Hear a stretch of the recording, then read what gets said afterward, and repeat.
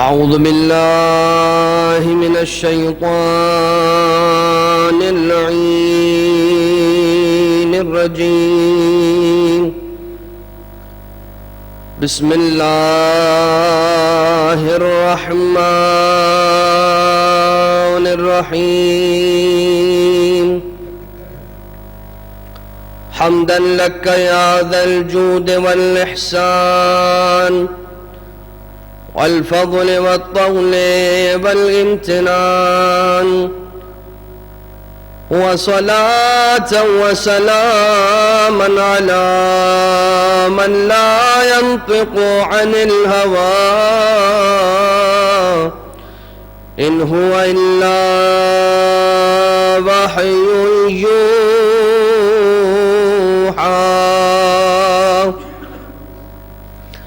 حبيب قلوبنا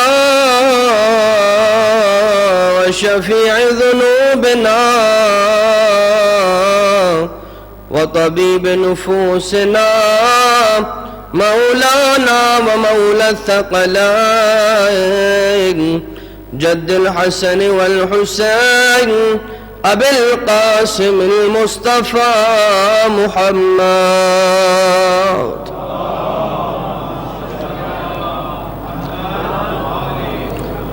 وعلى آله الذين أذهب الله عنهم الرجس وطهرهم تطهيرا.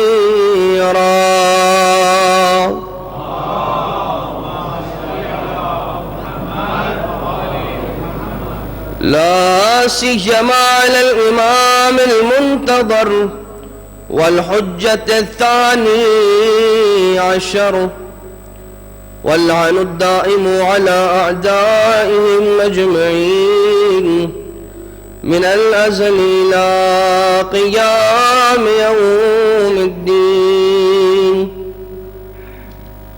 أما بعد، فقد قال الله تبارك وتعالى في محكم كتابه المجيد وفرقانه المبين وقوله الحق وهو أصدق القائلين.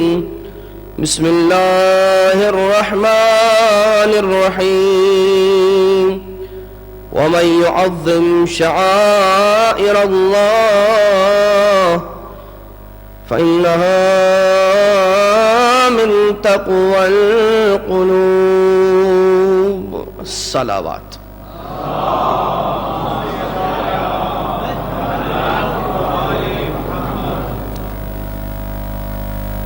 لائق صد احترام مومنین اور مومنات،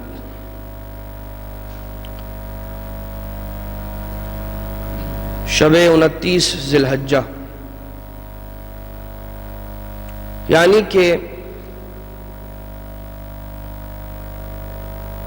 اسلامی سال کے آخری مہینے کے آخری ایام،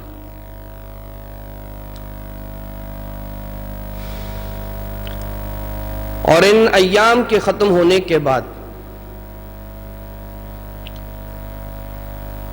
جب ہمارے نئے سال کا آغاز ابھی ہوا نہیں ہے، ہمارے تن پر لباس عزا آ چکا ہے. ہم نے اپنے آپ کو آراستہ کر لیا ہے، اپنے گھروں کے ماحول کو تبدیل کرنا شروع کر لیا ہے، اپنے روزمرہ کی عادتوں کو ڈھالنا شروع کر دیا ہے، اور منصوبے بنانا شروع کر دیے ہیں کہ اس وقت ہم اس مجلس عزا میں شرکت کرنے کے لیے جایا کریں گے. تو اپنے آپ کے لیے ممکن بنائیں گے کہ بھوکے رہیں مگر مجلس ہم سے ترک نہ ہو جائے. یہ سارا کچھ انتظام ہم اس ایک دکھیاری ماں کو پرسا دینے کے لیے کریں گے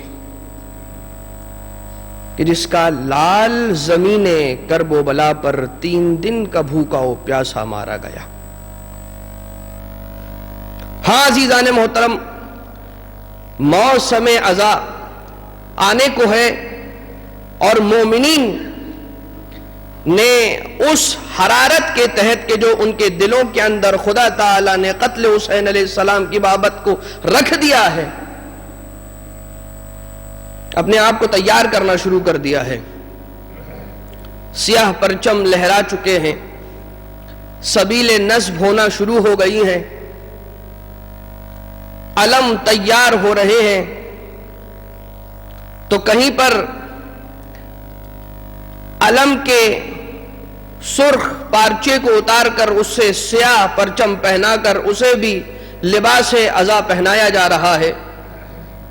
یہ سارا کچھ نئے سال کے آغاز کے لیے کیا جا رہا ہے۔ ہمارے اسلامی سال کا آغاز ماہ محرم سے ہوا کرتا ہے، اور تاریخ اس بات کی گواہ ہے کہ اہل بیت علیہم الصلاۃ والسلام کے ماننے والوں نے کبھی اپنے سال کا آغاز خوشی منا کر نہیں کیا، اور وہ اس لیے کہ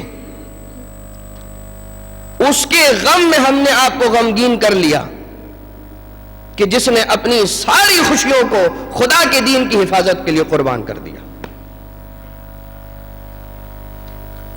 تو عزیزان محترم، ہم دوبارہ سے تیار ہو چکے ہیں اس مصیبت کو یاد کرنے کے لیے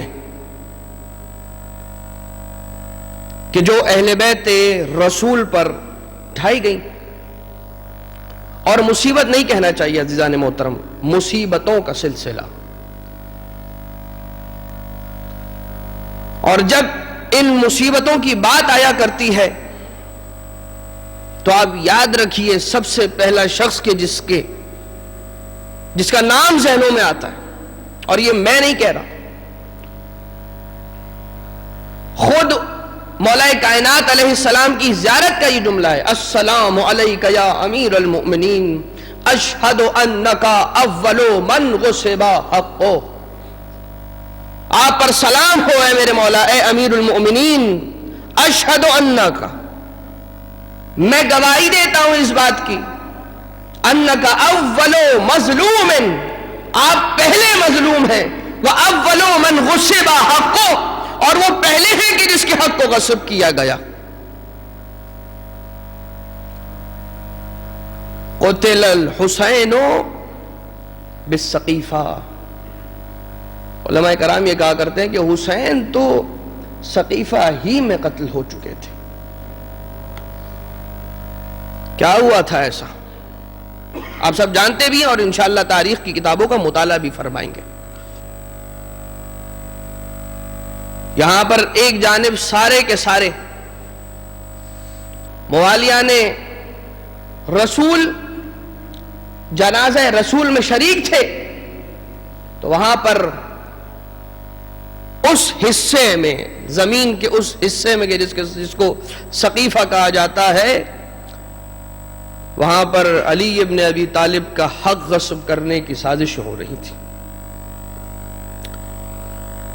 یقین جانیے کہ اگر مولا کائنات کا یہ حق غصب نہ کیا جاتا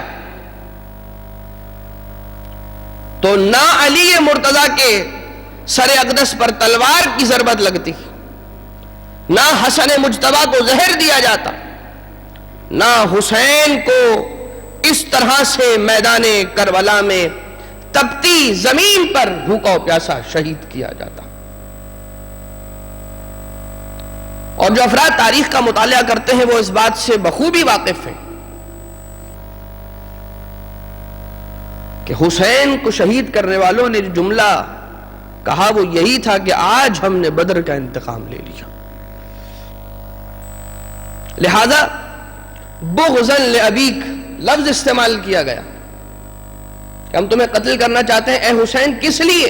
نواز رسول ہو، جانتے ہیں، وہ رسول کے جو اسلام کا بانی ہے، جانتے ہیں، وہ رسول کے جس نے حسین کو اپنی گودی میں کھلا کر پالا ہے، جانتے ہیں، اپنے شانوں پر سوار کرایا، جانتے ہیں، اپنی زلفوں سے کھلایا، جانتے ہیں، بغضاً لأبیک، آپ کے بابا کی بغض میں ہم اندھے ہو چکے ہیں. تو یہ مولا کائنات کہ جن کے حق کو غصب کیا گیا، اگر آج یہ کہا جاتا ہے کہ ذکر علی عبادہ، تو اس کے پیچھے کیا قربانی مولا کائنات کی کار فرمائے. مظلومیت امام حسین علیہ السلام سنتے ہیں آپ عزیزان، اور انشاءاللہ اس کا باقاعدہ آغاز جب ایام عزا کی مجالس میں ہوگا تو آپ وہ بیان سنیں گے. آج ذرا مولا کائنات علیہ السلام کی مظلومیت کے چند پہلو سماعت فرمائیے.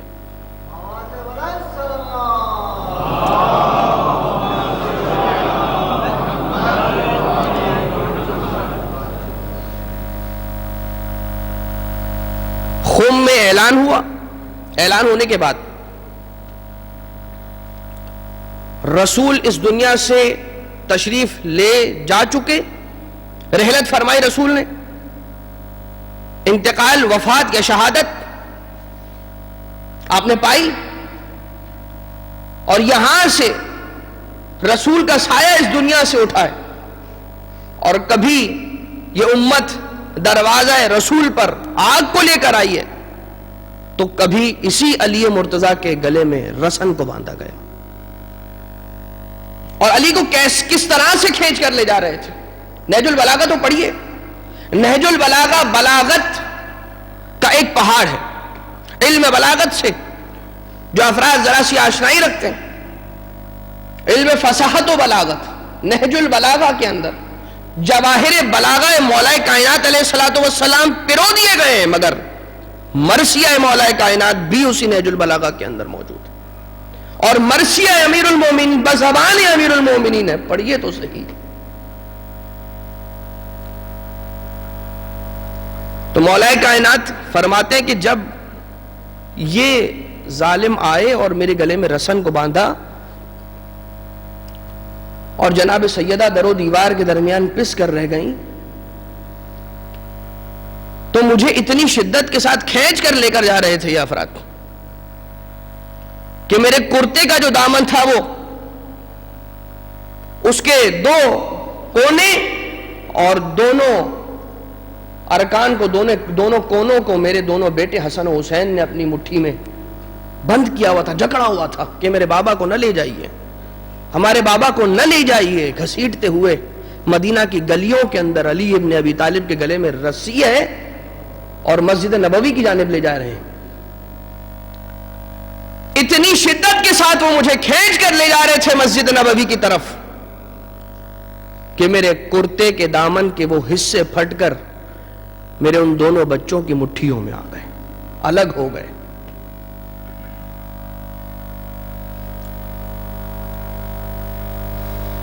تو کبھی اس انداز سے کہ کبھی مولا کو سلام نہیں کیا جاتا، سلام کیا جائے جواب نہیں دیا جاتا.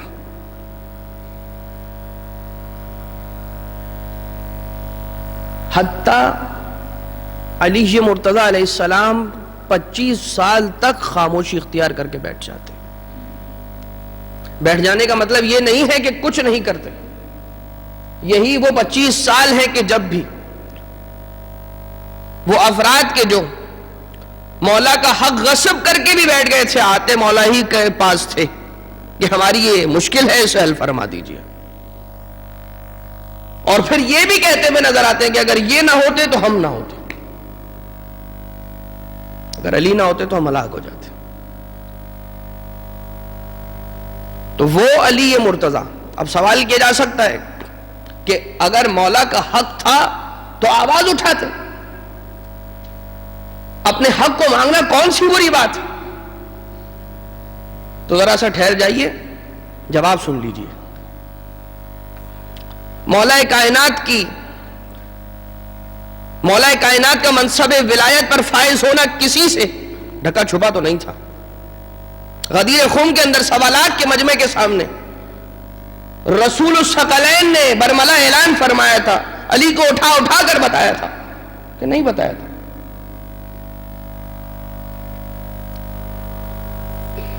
اور ساتھ ہی ساتھ یہ حدیث کس کے لیے کہی تھی رسول نے؟ انا و علی من نور واحد، میں اور علی ایک نور کے دو ٹکڑے ہیں. چھوڑ دیجئے اسے، نہ دیکھیے اس حدیث کو. تو پھر وہ کس کے لیے فرمایا تھا؟ یا علی انت منی بمنزلت ہارون من موسیٰ، یا علی آپ کی نسبت میرے ساتھ اس طرح سے ہے جس طرح سے ہارون کی نسبت موسیٰ سے تھی. کیا نسبت تھی ہارون اور موسیٰ کے درمیان؟ جناب موسیٰ تھے نبی، ہارون تھے وسیع نبی حضرت موسیٰ. بیدار ہیں، سماعت فرما رہے ہیں نا؟ تو رسول یہ فرما چکے ہیں کہ انتا منی بمنزلت ہارون من موسیٰ الا انہ لا نبی بعدی، الا یہ کہ میں محمد خاتم النبیین ہوں، میرے بعد کوئی نبی نہیں آنے والا. یا علی تو میرا وسیع ہے. جہاں کہیں پر بیٹھے ہوئے تھے سورہ یاسین کی وَكُلَّ شَيْءٍ أَحْصَيْنَاهُ فِي إِمَامٍ مُبِينٍ کی آیت پر تبصرہ ہو رہا تھا. فلاں فلاں اور فلاں موجود تھے. رسول اکرم سے سوال کیا جا رہا تھا کہ اس میں جو کُلَّ شَيْءٍ أَحْصَيْنَاهُ فِي إِمَامٍ مُبِينٍ کی تفسیر ہے وہ کون شخص ہے کہ جو اس کا مصداق ہے؟ امام مبین کون ہے؟ وَكُلَّ شَيْءٍ أَحْصَيْنَاهُ فِي إِمَامٍ مُبِينٍ، ہر چیز کو، کائنات کی ہر معلومات کو، کائنات کی ہر شے کو ہم نے رکھ دیا امام مبین میں. وہ امام مبین کون ہے یا رسول خدا؟ اتنے میں مولا کائنات حجرے میں داخل ہوئے. رسول نے اشارہ فرمایا وہ جو آ رہا ہے خدا کی قسم وہی ہے کہ جو امام مبین پر فائز ہے.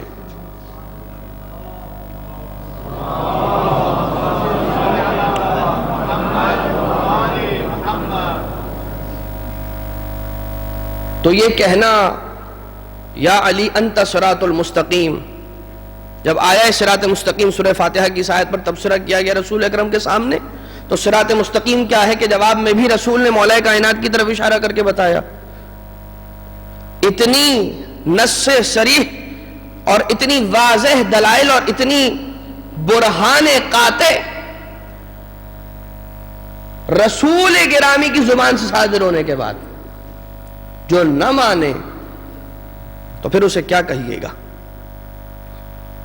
تو غدیر خم کے اندر مولا کو اٹھا کر رسول نے بیان کیا کہ من کنت مولا ہو فہذا علی مولا. اور وہ آیت نازل ہوتی ہے. اس اعلان سے قبل ایک آیت نازل ہوئی اور اس اعلان کے بعد ایک آیت نازل ہوئی. مگر عزیزان محترم بات صرف اور صرف اتنی ہے کہ مسلمانوں کا یہ فریضہ تھا کہ جا کر علی علیہ السلام کو اپنا مولا مانتے. رسول نے کہا تھا کہ من کنت مولا ہو فہذا علی مولا، کہ جس کا میں مولا ہوں اس کا یہ علی مولا ہے. رسول بتلا چکے ہیں، اتمام حجت ہو چکا ہے. اب علی کی گردن پر کچھ رہا نہیں ہے. اب جو فریضہ تھا وہ انسانوں کا تھا، مسلمانوں کا تھا. انہیں چاہیے تھا کہ جاتے علی کی بیعت کرتے، علی کو اپنا مولا مانتے. علی علیہ السلام کا وظیفہ اور فریضہ نہیں تھا کہ آ کر اپنے آپ کو مولا منواتے.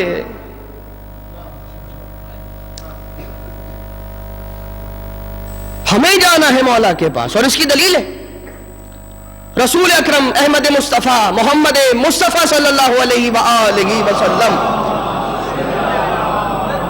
فرماتے ہیں مثل علی کمثل الکعبۃ المستورہ. علی کی مثال کعبہ مستورہ کی مثال ہے. النظر الیہا عبادۃ والحج الیہا فریضۃ. علی کی مثال کعبہ مستورہ کی مثال ہے. ڈھکے ہوئے ڈھپے ہوئے کعبہ، وہ کعبہ کی جو مستور کعبہ ہے اس کی مثال ہے کہ جس کعبے کی طرف نظر کرنا عبادت ہے، اس کی طرف چل کر جا کر اس کا حج انجام دینا فریضہ ہے. اب اگر کوئی آ کر یہ کہے تو اسے یہ حدیث سنا کر جواب دے دینا کہ جب تمہیں حج کرنا ہوتا ہے، کعبے کا طواف کرنا ہوتا ہے، تو کیا کرتے ہو؟ دو لباس احرام، دو کپڑے احرام کے اپنے بدن پر پہنتے ہو، ڈالتے ہو، اس کے بعد جاتے ہو، تلبیہ پڑھتے ہو، لبیک اللہم لبیک پڑھتے ہوئے چلتے ہوئے خدا کے گھر خانہ کعبہ کی طرف چلے جاتے ہو اور اس کے گرد چکر لگانا شروع کر دیتے ہو۔ کبھی یہ نہیں ہوتا کہ کعبہ چل کر آتا ہے اور کہتا ہے میرا طواف کر لو۔ اب اگر علی علیہ السلام کو مولا ماننا ہے تو خود تمہیں چل کر جانا پڑے گا۔ علی آ کر نہیں کہیں گے کہ آؤ اور میری بیعت کر لو۔ صلوات پڑھ دیجئے سارے مل کر محمد و آل محمد پر۔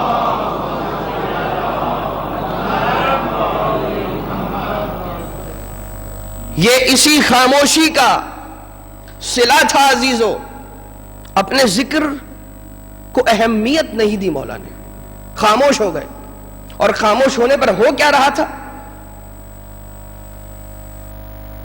مولا نے، رسول نے اور علی علیہ السلام نے علیہ السلام نے اپنا فریضہ مکمل کر لیا، لوگوں تک اس ہدایت کو پہنچا دیا۔ مقام عمل میں وہ افراد تھے، مسلمان تھے کہ جنہوں نے سنی انسنی کر دی، اس پیغام کو بھلا دیا، آگے بڑھ کر علی کا ہاتھ نہ تھاما۔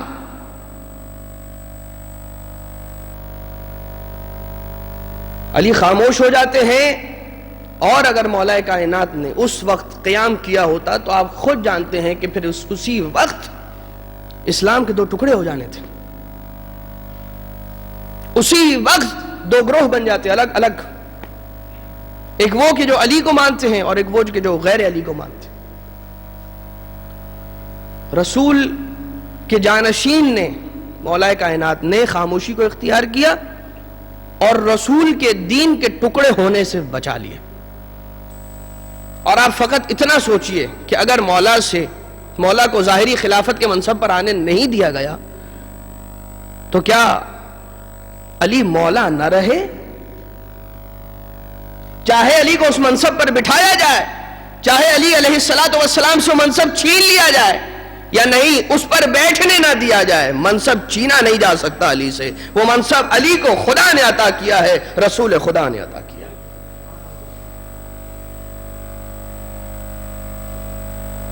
اپنی مسند پر غیروں کو بٹھلا دیا، نائب مصطفیٰ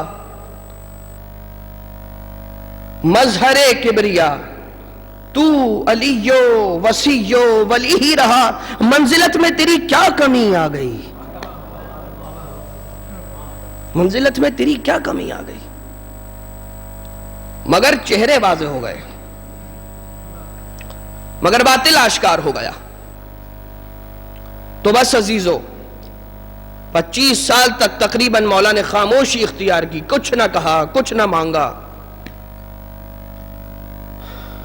اور مسلمانوں سے ہی مقابلہ کرنے پر مجبور ہوتے رہے، مسلمانوں سے دفاع کرنے پر مجبور ہوتے رہے۔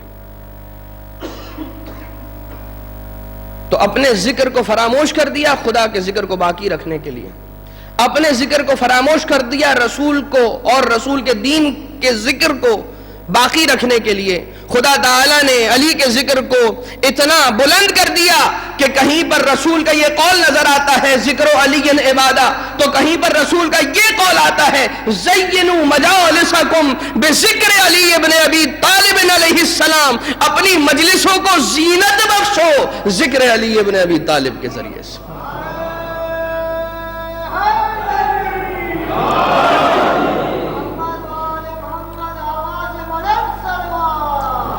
اللہم صل علی محمد و آل محمد۔ تو علی کسی منصب کا محتاج نہیں ہے، جسے قرآن کی آیتیں مولا کہہ کر پکار رہی ہوں، اسے اگر ایک عام گنہگار انسان مولا نہ پکارے گا تو کیا ہو جائے گا؟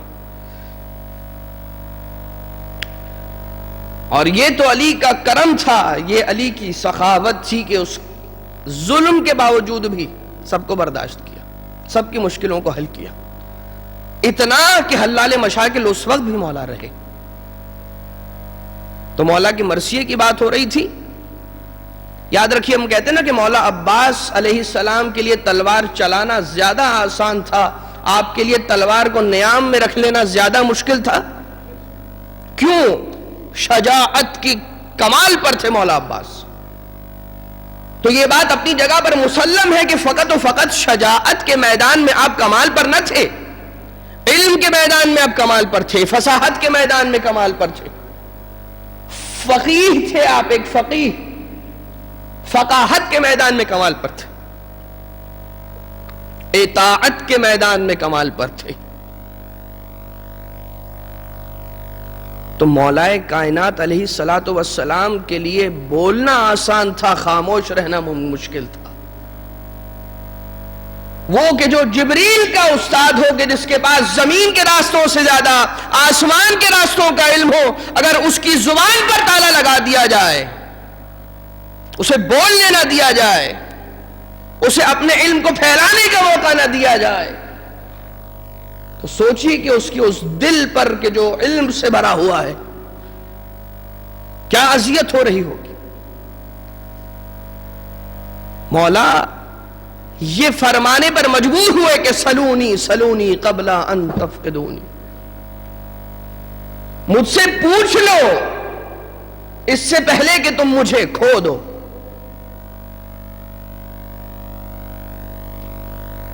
کوئی نہیں پوچھ رہا تھا، اسی لیے مولا نے کہا کہ پوچھ لو.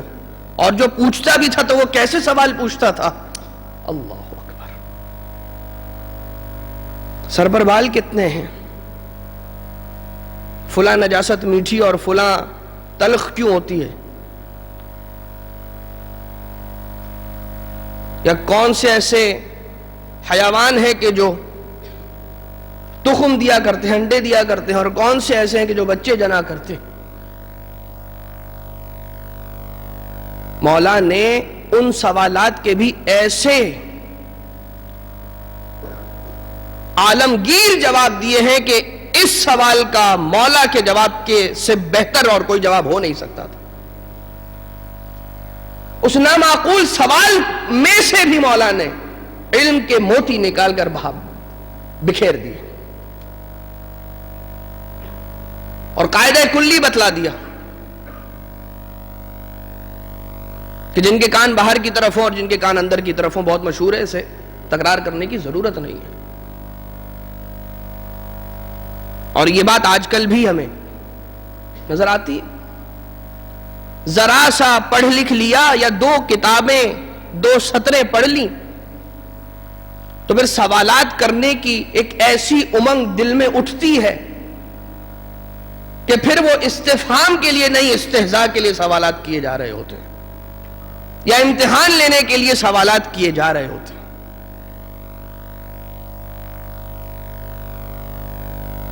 السؤال مفتاح العلم، سوال علم کی چابی ہے، تو اس چابی سے درست فائدہ اٹھانا چاہیے. تو کہیں پر نہج البلاغہ ہی کے اندر مولا علیہ الصلوۃ والسلام یہ ارشاد فرماتے ہوئے نظر آتے ہیں کہ تمہیں جنگ کے لیے بلایا گیا، ایک خاص زمانے میں تم نے کہہ دیا اور منع کر دیا نہیں چلے تم ہمارے ساتھ، یہ کہہ کر کے مولا گرمی کا زمانہ ہے، سخت گرمی کے دن. تو کبھی اگر تم سے یہ تقاضا کیا گیا کہ باطل کے سامنے دفاع کے لیے جانا ہے، تو تم نے کہہ دیا کہ آقا یہ وقت، یہ تو بہت زیادہ سخت ٹھنڈ کا موقع ہے، ہم کیسے برداشت کریں گے؟ یقین جانیے نہج البلاغہ کے اندر مولا کائنات کے یہ جملے ہیں، فرماتے ہیں مجھے محسوس ہوتا ہے بعض اوقات میں پریشان ہو جاتا ہوں، طے نہیں کر پاتا کہ میں تمہارا امام ہوں یا تم میرے امام ہو.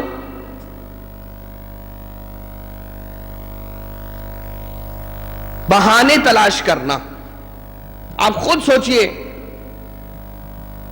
اور ذہن دوڑائیے، کیا آج کل کے زمانے میں ایسا نہیں ہوتا؟ اس دور میں نہیں ہوتا؟ ہم بہانے نہیں تلاش کر رہے ہوتے بعض اوقات ان احکام اسلامیہ کے انجام نہ دینے کے سلسلے میں کہ جن کے انجام دینے کا ہمارا دل نہیں ہو رہا ہوتا؟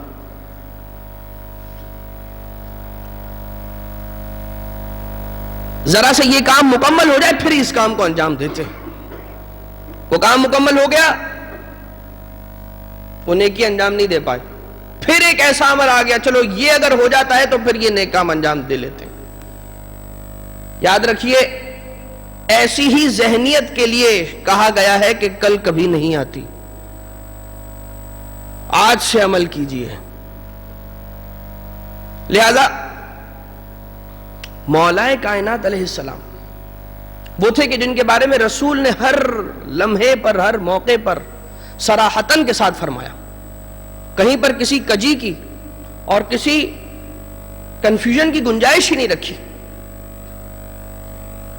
اور وہ کون تھا کہ جس کے لیے رسول سرکار دو عالم نے فرمایا تھا جنگ خیبر میں لَأُعْطِيَنَّ الرَّایَةَ غَدًا رَجُلًا کَرَّارًا غَیْرَ فَرَّارٍ، وہ کون ہے کہ جسے میں کل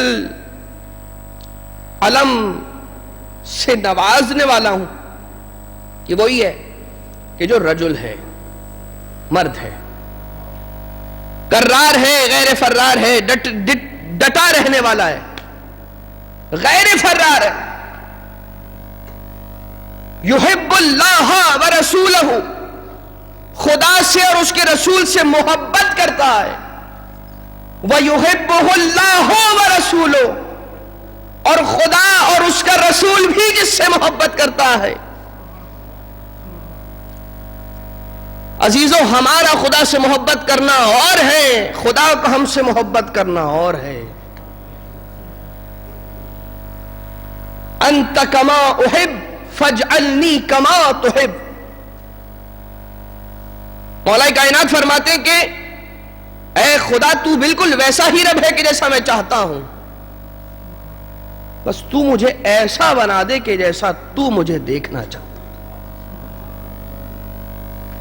تو عبودیت کے کمال تک پہنچنے کے لیے تعلیمات اہل بیت کو اپنی زندگی کے اندر شامل کرنا ہوگا۔ اور یقین جانیے یہ جو نیکیوں کی مثال اگر آپ کے سامنے ابھی آ گئی تو ایک چھوٹی سی بات سن لیجئے۔ بہت سی مرتبہ انسان ہوتا ہے کہ وہ اگر کسی مشکل میں گرفتار ہوا ہے یا کسی نیکی کے انجام دے لینے کی وجہ سے اس کے دل میں ایک خواہش پیدا ہو رہی ہے کہ میں کوئی نیکی کا کام انجام دوں، تو بعض اوقات وہ بڑا کنفیوز ہو جاتا ہے کہ میں پہلے کون سی نیکی انجام دوں۔ ایسا ہماری زندگیوں کے اندر بہت ہوتا ہے۔ ہمارے پاس ایک چوائس ہوتی ہے بہت سی مرتبہ کہ ہمارے پاس موقع ہے اس نیکی کے انجام دینے کا، اس نیکی کے انجام دینے کا، اس نیکی کے انجام دینے کا، کون سی نیکی کو انجام دیں؟ تو کنفیوز نہ ہو اور زور اس بات پر نہ لگائیں کہ انجام کیا دینا ہے، فقط یہ سوچ لیجئے کہ کیا انجام دینے سے شریعت نے منع کر دیا۔ اور جو کہا جاتا ہے کہ تقویٰ کی منازل کو انسان طے کرے متقی اور پرہیزگار ہو جانے کے لیے، جیسا کہ سرنامہ کلام کے اندر جس آیت کریمہ کی تلاوت کا شرف حاصل کیا گیا کہ وَمَن يُعَظِّمْ شَعَائِرَ اللَّهِ فَإِنَّهَا مِن تَقْوَى الْقُلُوبِ، جو شعائر اللہ جس کا بیان ابھی آنا چاہ رہا ہے کی تعظیم کرتا ہے تو پھر یہ دلوں کے تقوی کی نشانی ہوا کرتا ہے۔ علم شاعر اللہ میں سے ہے، تابوت شاعر اللہ میں سے ہے، صفا و مروہ شاعر اللہ میں سے ہے، خانہ کعبہ شاعر اللہ میں سے ہے، مقام ابراہیم شاعر اللہ میں سے ہے، حجر اسود شاعر اللہ میں سے ہے۔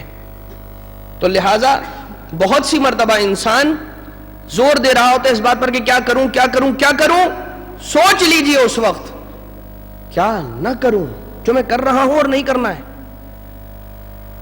کون سے ایسے امور ہیں کہ جو ممنوع ہیں، حرام ہیں، کہ جو مجھے نہیں کرنے چاہیے تھے، میں انجام دے رہا ہوں انہیں ترک کر دوں، تو یہ میں نے بہت بڑا ایک کام کر لیا۔ اور پھر سنیے کہ کیا ہوتا ہے جب کوئی انسان خدا تعالیٰ کی طرف ایک قدم بڑھایا کرتا ہے، خدا اس کی جانب 10 قدم بڑھاتا ہے۔ من جاء بالحسنۃ فلہ عشر امثالھا، جو ایک نیکی لے کر آئے گا خدا تعالیٰ اسے 10 برابر نیکیوں سے نواز دے گا۔ تو فقط ثبوت دیجئے خدا تعالیٰ کی طرف بڑھنے کا، تو خدا تعالیٰ خود آپ کی طرف بڑھ کر آئے گا اور آپ کے ہاتھ کو تھام لے گا۔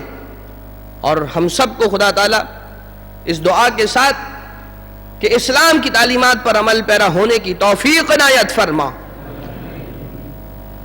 اور معصیت سے بچنے کے لیے جو قوت درکار ہے اے خدا ہمیں عنایت فرما۔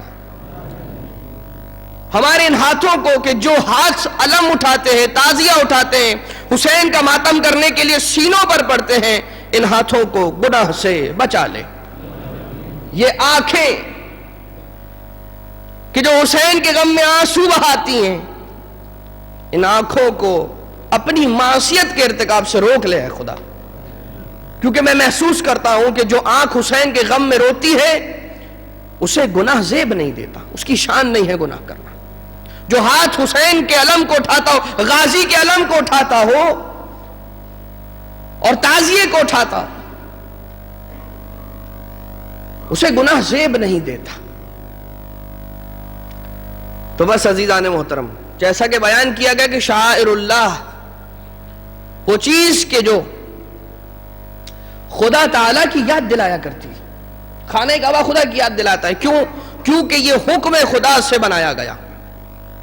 حضرت ابراہیم علیہ السلام اپنی زوجہ جناب حاجرہ اور اپنے شیرخوار بیٹے جناب اسماعیل علیہ السلام کے ساتھ ایک بے آب و گیاہ صحرا میں تشریف لے کر آتے ہیں، اور مقصد کیا ہے؟ خدا تعالیٰ نے حکم دیا ہے کہ اس جگہ پر جاؤ اور وہاں پر ایک گھر کی بنیاد رکھو کہ جس گھر کا عنوان یہ ہوگا کہ وہ بیت اللہ قرار پائے، اور اس کا حج کرنے کے لیے عہد لیا گیا، اور عالم ارواح تک کے اندر موجود جن افراد نے اس وقت لبیک کہا آج وہی ہیں کہ جو جاتے ہیں اور خدا کے گھر کا حج انجام دیتے ہیں۔ عالم ارواح تک کے اندر وہ افراد کے جو اس وقت نہ تھے، ہم اور آپ اس وقت عالم ارواح میں تھے، اگر وہاں پر بھی ہم نے لبیک کہا تھا تو آج خدا ہمیں یہ نصیب کرتا ہے۔ صفا و مروہ خدا کی یاد دلانے والی وہ نشانیاں ہیں۔ ایک بی بی ہے، اپنے بچے کے لیے پانی کا انتظام کرنے کے لیے دو بلند مقامات ہیں، پانی تلاش کرتے کرتے کبھی اس پہاڑی پر چڑھتی ہے کبھی اس جانب، اور وہاں پر بچے کو چھوڑا ہے کس کے آسرے؟ ابراہیم کے خدا کے آسرے۔ میں زیادہ تفصیل میں نہیں جانا چاہتا، ورنہ جناب حاجرہ سلام اللہ علیہا کی بھی اس فضیلت کو بیان کیا جاتا کہ جس کی وجہ سے آپ کو عظیم رتبہ اور عظیم مرتبہ ملا ہے۔ خانہ کعبہ، مقام ابراہیم، حجر اسود، یہ سارے کے سارے وہ ہیں کہ جو شعائر اللہ میں سے، غازی کا علم شعائر اللہ میں سے ہے۔ جب بھی علم کو دیکھتے ہیں تو ہمیں کچھ اللہ والے یاد آتے ہیں۔ 3 دن کی پیاس کو، بھوک کو برداشت کیا تھا، چھوٹے چھوٹے بچوں کو اپنے ساتھ لے کر گئے تھے، ایک صحرا کے اندر خیمے لگا کر بیٹھے ہوئے تھے، اور ان کا مقصد کیا تھا کہ ہمیں اگر اپنے بچے لٹانا پڑتے ہیں لٹ جائیں، ہمارے مرد کٹتے ہیں کٹ جائیں، خون بہتا ہے بہ جائے، پانی نہ ملے غذا نہ ملے، مگر رسول سے کیا وعدہ پورا ہو جائے، خدا کی وحدانیت پر کوئی آنچ نہ آنے پائے۔ تو عزیزان محترم، مولا عباس علیہ السلام کی بات ہو رہی تھی، آقا حسین مدینہ سے چلے ہیں، مکہ پہنچے ہیں، اور مکہ مکرمہ میں آپ نے اپنے حج کو عمرہ میں تبدیل کیا اور اپنی منزل کی جانب بڑھتے ہیں۔ پہلے مدینہ چھوٹا نانا کا، اور مکہ کو بھی چھوڑ کر آقا دین خدا کی خاطر چلے ہیں، مگر ایسے ہی نہیں، اتمام حجت وہاں پر بھی کیا۔ اور چونکہ آج کی مجلس علم کشائی کے عنوان سے رکھی گئی ہے، تو چونکہ علم کا بیان آنا ہے، علم کا بیان 2 چیزوں کے بغیر نہیں ہو سکتا۔ 2 ایسی شخصیتیں کہ جن کے بغیر علم کا بیان ادھورا ہے۔ ایک آقا ابو الفضل العباس، اگرچہ یہ علم خیبر میں مولا کائنات کو ملا تھا، مگر کربلا میں اسے عباس نے سنبھالا۔ تو دوسری وہ شخصیت کے جو علم کا ذکر کرتے ہی ہمارے ذہنوں میں آتی ہے، وہ بچی کے جس کا نام سکینہ ہے کہ جس کی مشق اس علم سے ہمیشہ لپٹی رہتی ہے. تو آقا عباس نے اپنی ماں پر فصاحت کا بھی اظہار کیا ہے، مظاہرہ فرمایا ہے، اور اتمام حجت بھی کیا اپنے آقا کی فضیلت کو خانہ کعبہ کی چھت پر تشریف لے جانے کے بعد بیان کیا سب سے. اور وہ عالی شان خطبہ مولا کا اگرچہ کہ بہت ہی مختصر لیکن جامع، ایک منشور دے رہے ہیں مولا، حجت تمام کر رہے ہیں. کیا فرما رہے ہیں مولا عباس علیہ السلام؟ بسم اللہ الرحمن الرحیم. الحمدللہ الذی شرف هذا البیت بقدوم ابیہ. آقا حسین نیچے کھڑے ہیں، مولا عباس کو اجازت ملی ہے، تشریف لے جاتے ہیں خانہ کعبہ کی چھت پر، اور وہ خطبہ ارشاد فرماتے ہیں اور ابتدا کرتے ہیں خدا کی حمد و ثنا سے، اور بتلا دیتے ہیں کہ الحمدللہ الذی، اسی خدا کی حمد کرتے ہیں کہ جس نے اس خانہ کعبہ کو شرف بخشا اس حسین ابن علی کے والد کے قدموں کی برکت سے.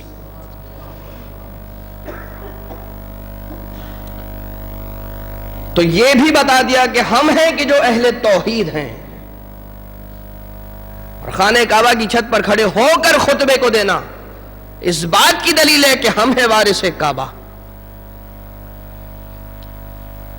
مولا نے فرمایا بقدوم ابی ہے ایہل الذی کان فی الامس بیتا. یہ وہ خانہ کعبہ ہے کہ جو کل تک گھر تھا. فاصبح قبلۃ، جب حسین کا بابا علی مرتضی اس میں آ گیا تو پھر یہ کعبہ بن گیا. ایھا الکفرۃ الفجرہ، اے کافروں فاسقوں فاجروں. یعنی کہ مولا عباس علیہ السلام کہاں پر کھڑے ہوئے ہیں، ماحول کیا ہے. ہم نے مولا عباس علیہ السلام کے خطبے کو چند دن قبل بھی اپنی مجلس میں ذکر کیا تھا، مگر چونکہ اس دن بہت زیادہ بیان نہیں کر پائے تھے، کوشش ہوگی آج انشاءاللہ مولا کے پورے خطبے کو آپ کی سماعتوں کی نظر کیا جائے. تو رحمتوں اور برکتوں کو سمیٹنے کے لیے ذرا بلند آواز سے صلوات پڑھ دیجیے.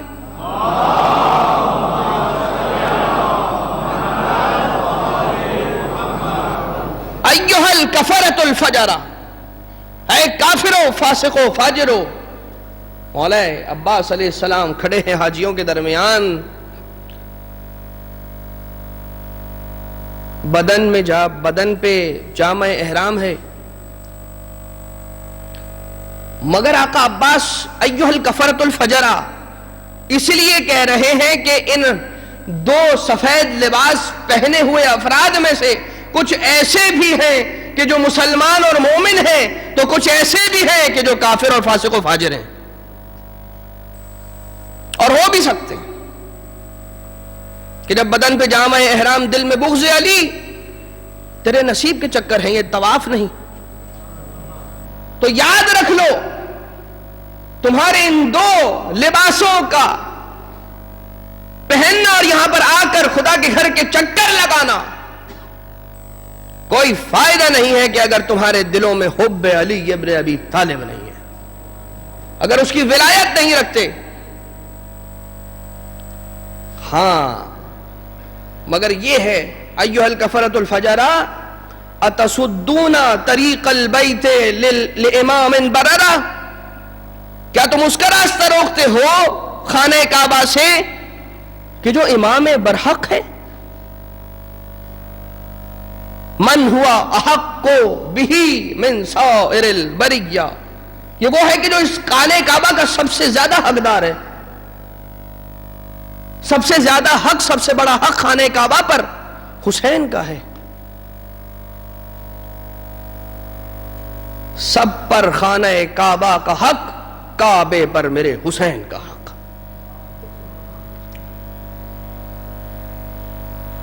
ومن ادنا بے، اور یہ سب سے قریب ہے خانہ کعبہ سے، سب سے زیادہ حقدار بھی یہی میرا مولا ہے حسین علیہ السلام، اور سب سے زیادہ قریب بھی اس خانہ کعبہ سے یہی میرے آقا ہیں.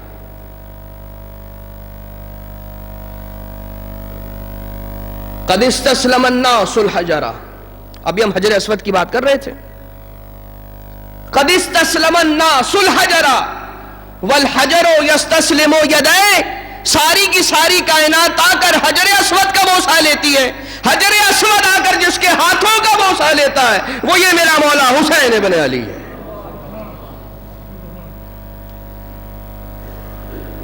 ولولا حکم اللہ الجلیہ وأوامرہ العلیہ واختیارہ البریہ. اور جان لو کہ اگر خدا کی حکمت کار فرما نہ ہوتی، اگر خدا کا حکم نہ ہوتا، احکام الہیہ اگر توقیفیہ نہ ہوتے، لطارت البیت الیہ قبل ان یمسی لدیہ. یاد رکھو اس سے پہلے کہ حسین خانہ کعبہ چل کر رہا تھا، خود کعبہ چلتا حسین کے در پر آ جاتا اور سلامی پیش کرتا. لطارت البیت الیہ، اڑ کر خانہ کعبہ حسین کے در پر رہا تھا. تم حسین کو احرام کی حالت میں قتل کرنے کے ناپاک عزائم لے کر آئے ہو. یہ مولا بتانا چاہتے ہیں کہ ہم جانتے ہیں کہ تمہارے دلوں میں کیا ناپاک عزائم ہیں، ہم اس سے باخبر ہیں، اور اسی لیے انہی ایھا الکفرۃ الفجرہ کو مولا نے مخاطب کیا. ولولا مشیت مولایا.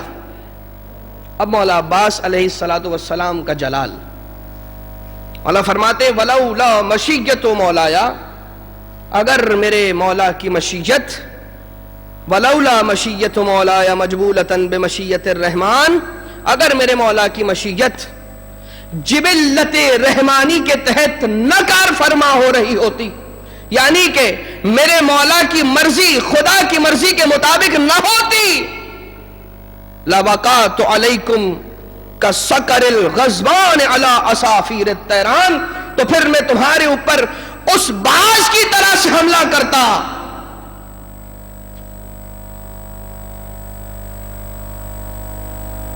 یہ آقا عباس علیہ السلام کو جملے یہی، اب مولا عباس علیہ السلام ہی کو یہ جملے سزا ہیں، انہی کو جچتے ہیں.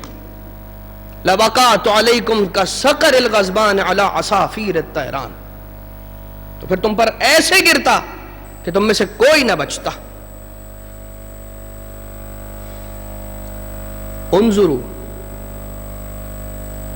ثم انظروا، مولا فرما رہے مولا عباس علیہ السلام، انظروا نظر کرو، عقل دوڑاؤ، دیکھنے کی کوشش کرو اے عقل کے اندھوں.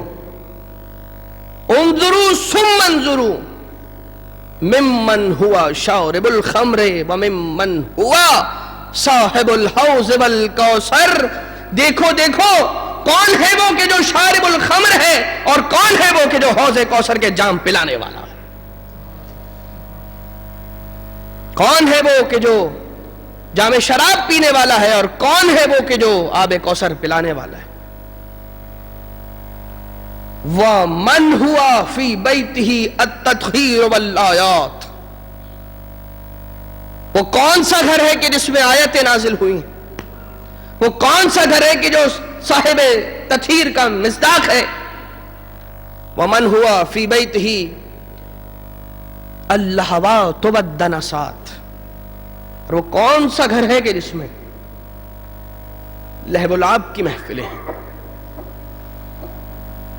اور دنسات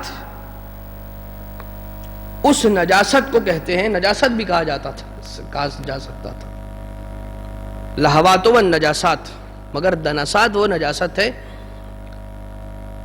کہ جو معنوی نجاست کو بھی شامل کرتی ہے اور نسب کی نجاست کو بھی شامل کرتی ہے. وہ کون سا گھر ہے کہ جس میں لہوات والدنسات قد وقعتم فی غلطۃ التی، یقیناً تم ایک ایسی غلطی میں پڑ چکے ہو التی وقعت فیہ القریش، کہ جس غلطی کا ارتکاب کرنے کے در پہ قریش بھی تھے. لأنہم ارادوا قتل رسول اللہ، اس لیے کہ وہ رسول کے قتل کا ارادہ رکھتے تھے.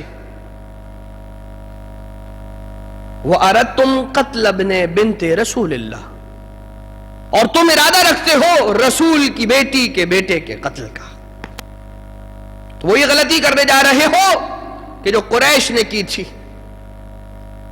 وَلَا يُمْكِنُ لَهُمْ مَا دَامَ أَمِيرُ الْمُؤْمِنِينَ حَيًّا، اور یاد رکھو وہ اپنے اس عزم میں کامیاب نہ ہو سکے اس وقت تک کہ جب تک امیر المومنین علیہ السلام موجود تھے. وَلَا يُمْكِنُ لَكُمْ قَتْلَ أَبِي عَبْدِ اللَّهِ علیہ السلام مَا دُمْتُ حَيًّا، یاد رکھو جب تک عباس ابن علی زندہ ہے حسین کو کوئی قتل کرنے کی سازش بھی نہیں کر سکتا. آقا عباس محافظ حسین، اور بچپن سے اس طرح سے فرمان چڑھایا گیا. دیکھیے یہ جو علم ہے نا، یہ ہمارا قومی نشان ہے اور ایک انتہائی اہم شاعر عزاداری اور شاعر اللہ. بہت ہی چھوٹی سی مثال، جب حج پر جایا کرتے تو وہاں پر پرچم دکھایا جاتا ہے، پرچم آگے آگے ہوا کرتا ہے اور حاجی پیچھے پیچھے، اور یہی کہا جاتا ہے کہ دیکھیے پرچم پر نگاہ رکھیے گا، کہیں ایسا نہ ہو کہ اتنی زیادہ بھیڑ میں آپ یہاں سے بھٹک جائیں، صحیح راستے سے بھٹک نہ جائیں. یہ علم وہ ہے کہ اس علم کو دیکھتے رہیے، اس کے پیچھے چلتے رہیے، کبھی انسان راہ ہدایت سے گمراہ نہیں ہوگا. عباس کا علم، علم کہا جاتا ہے نشانی کو، علم نشانی. زبان عربی میں علم کے ڈکشنری میننگز ہیں نشانی. تو پہلے زمانے میں علم پر پنجہ نہیں ہوا کرتا تھا. وقت کے گزرنے کے ساتھ ساتھ، خاص طور سے واقعہ کربلا کے بعد، اب جب بھی علم سجایا جاتا ہے تو پھر پنجہ ضرور اس کے ساتھ نصب کیا جاتا ہے. تو یہ پنجہ وہی ہے کہ جو باطل کو اس تماچے کی یاد دلاتا ہے کہ جو تماچا اس کے تقاضۂ بیعت کرنے پر اس کے رخسار پر پڑا تھا.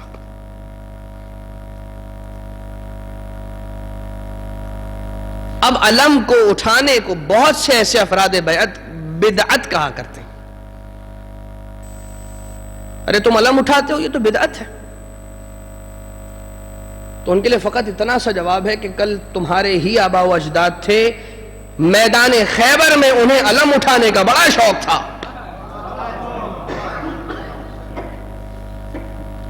تو اس وقت یہ بدعت یاد نہ آئی.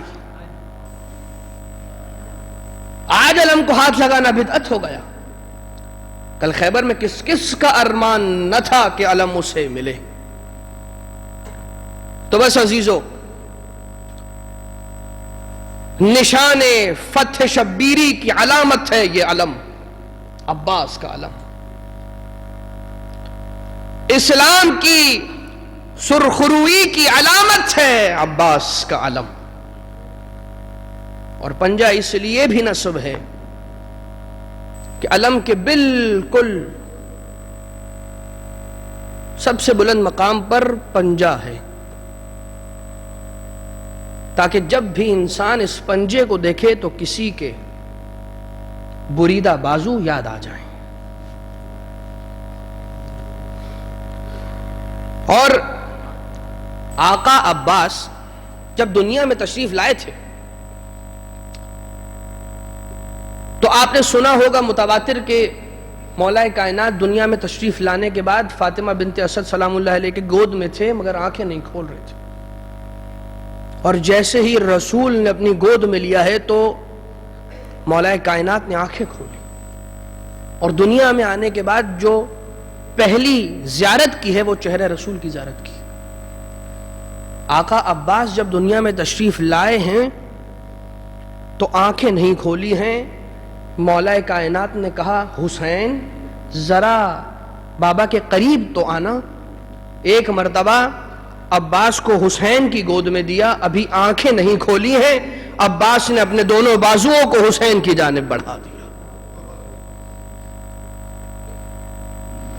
اور دیکھتے ہی دیکھتے ایک مرتبہ جب عباس کا نام رکھا گیا، کہا گیا اس بچے کو مات سے عباس پکاریں گے، تو شہزادی زینب نے ایک مرتبہ ہمک کر عباس کو اپنی گود میں لیا،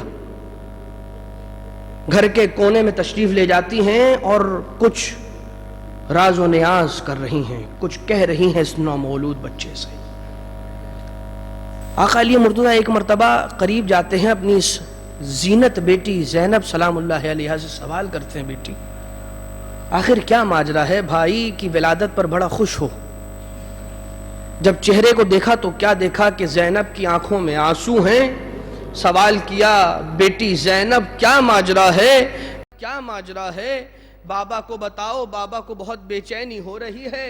کہا بابا، ماں فاطمہ زہرا نے اس دنیا سے رخصت ہوتے ہوئے ایک وصیت کی تھی اور مجھے کہا تھا بیٹا زینب ایک وقت آئے گا کہ جب تیرا ایک بھائی اس دنیا میں آئے گا، اس کا نام عباس ہوگا، جیسے ہی تیرے اس بھائی کی دنیا میں آمد ہو، مجھ فاطمہ زہرا کا سلام عباس تک پہنچ۔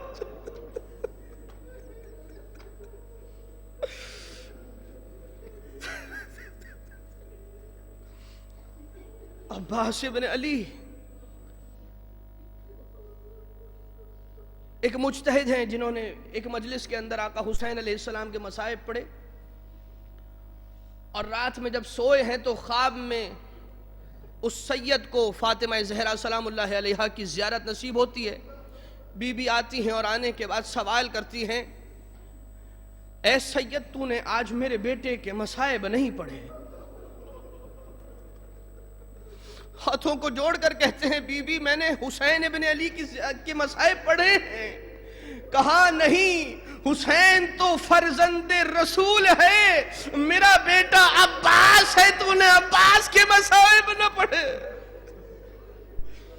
ہاں عزیزو، آقا عباس کے بازو، آقا عباس کا یہ علم میدان حشر میں جب بی بی فاطمہ تشریف لے کر آئیں گی اور اپنی اس امت کی سفارش کرنے کے لیے خدا کے سامنے ہاتھوں کو پھیلائیں گی، تو یاد رکھیے بی بی کے ہاتھ خالی نہ ہوں گے۔ ایک ہاتھ میں عباس کے کٹھے بازو، دوسرے ہاتھ میں علی اصغر کا خون آلودہ کرتا ہو۔ ہاں، ابو الفضل العباسی کے وہ بازو ہیں کہ جو امت سیدہ کی سفارش کروانے والے ہیں میدان حشر میں۔ مگر عزیزان محترم، جب یہ لٹا ہوا قافلہ، بس عزیزان محترم ایک اور جملہ سنیے اور اس کے بعد مدینہ کا ایک واقعہ، اور اس ماں کا یہ واقعہ کہ جس ماں نے عباس کی اتنی بہترین تربیت فرمائی۔ جب بھی میدان کربلا میں کوئی شہید گرتا تھا یا اس کا پرچم زمین پر آتا تھا تو سارے کے سارے اس شہید کا نام لے کر آہو بکا کیا کرتے تھے۔ اکبر جب گرے تھے تو کہا تھا واہ اکبرا، قاسم جب گرے ہیں تو کہا واہ قاسمہ، واہ عباسا نہ کہا۔ جب عباس کا پرچم گرا ہے تو ساری بیبیاں ایک مقام پر جمع ہو جاتی ہے، اور جو ایک صدا بلند کی ہے ساری بیبیوں نے پکارا، واہ حجابا، واہ حجابا۔ عباس کے جانے سے اب ہماری حجاب کی کون حفاظت کرے گا؟ مگر یہ لٹا ہوا قافلہ جب مدینہ آیا، ماں ام البنین ہے اور جنت البقیع میں بیٹھی ہوئی ہیں اور نشان قبر عباس بنا کر اس نشان سے عباس کی قبر کو تصور کر کے باتیں کر رہی ہیں۔ عباس، مجھے پتا چلا کہ اون محمد کو شہید کر دیا۔ ارے عباس، جس قافلے میں تجھ جیسا پہلوان شجاع ہو، اے عباس مجھے خبر ملی کہ قاسم کے لاشے کو پامال کیا گیا۔ عباس تیرے ہوتے ہوئے کیسے ہوا؟ اے عباس، حسین کی شہادت کیسے ہو گئی؟ زینب کی رضا۔ مگر ایک مرتبہ نہ جانے کیا خیال آیا، ہاں عباس مگر جب مجھے یہ خبر ملی کہ تیرے بازوؤں کو قلم کر دیا گیا، مجھے یقین آ گیا عباس تیرے آنکھ میں تیر لگا، عباس تیری ماں کو یقین آ گیا کہ یقیناً عباس نہ ہوگا، عباس نہ ہوگا، حسین کو بھی تیر لگ گیا ہوگا، زینب کی چادر بھی چھلی ہوگی، سکینہ کی آس بھی ٹوٹی ہوگی۔ واہ عباس واہ مصیبت، اپنے مقام سے کھڑے ہو جائیے۔ ہم یہاں پر باقاعدہ علم کشائی کی کوئی تقریب تو یہاں پر نہیں رکھ سکتے، مگر دیکھیے عباس کا علم آ رہا ہے، وہ سکینہ کہ جس کے چچا پہ ڈھارس تھی، اپنے چچا کو یاد کیا، اس عباس کے علم کو ہاتھ لگا کر سکینہ کو پرسا دیجیے۔ واہ محمد